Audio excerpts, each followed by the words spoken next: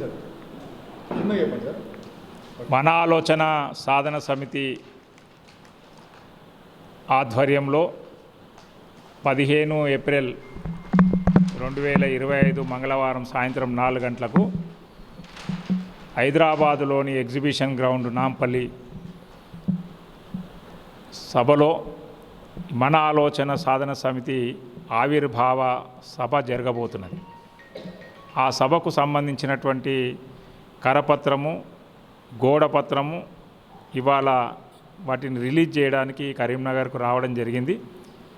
మన ఆలోచన సాధన సమితి బీసీ ఉద్యమంలో ఒక నవశకాన్ని తీసుకురావాలని, బీసీలలో ఒక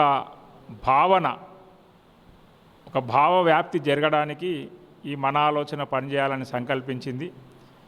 ఇవాళ రాష్ట్రంలో బీసీలు పెద్ద ఎత్తున ఉద్యమిస్తున్నప్పటికీ కూడా అనేక గ్రామాల్లో, మండలాల్లో, నియోజకవర్గాల్లో బీసీలు ఇంకా చైతన్యం కావాల్సిన అవసరం ఉంది. ఎందుకంటే 64% మంది బీసీలు ఉన్నారు.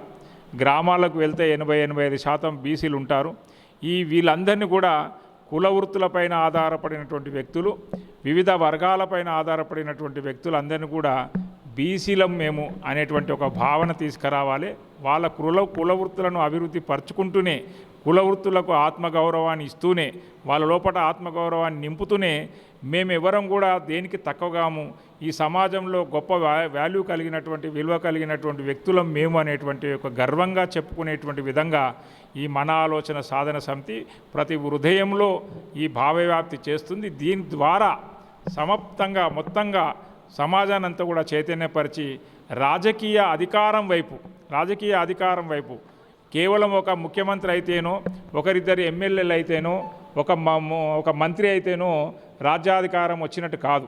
కాబట్టి బీసీలలో ఉన్నటువంటి అన్ని వర్గాలు, అన్ని కులాలు, అంటే చిన్న కులం కాడికి మొదలుపెట్టి పెద్ద కులం వారు సమాన వాట కలిగి అందరికీ సమన్యాయం చేయాలనేటువంటి ఒక ఉద్దేశంతో సామరస్యత భావాన్ని తీసుకురావడానికి మన ఆలోచన పనిచేస్తున్నది.